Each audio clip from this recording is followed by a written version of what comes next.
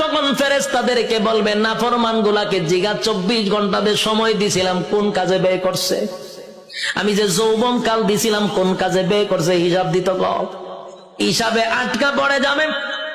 আল্লাহ তখন ফেরেশতাদেরকে বলবে এটি নাফরমান, আমার দেওয়া নিয়ামত খাই আমার নাফরমানি করছে। আজকে তার হাতটারে লোহার মতো শক্ত করে দেয়, বাম হাতটারে লোহা বানাবে, শক্ত হয়ে যাবে। আল্লাহ কয়টার ব্যাখ্যা করবো, কয়টা বুক বরাবর ঢুকা, বুক ছিদ্র করে কলিজা ছিদ্র করে পিছন দিকে টেনে বাম হাতটা বাহির করবে। নাউজুবিল্লাহ।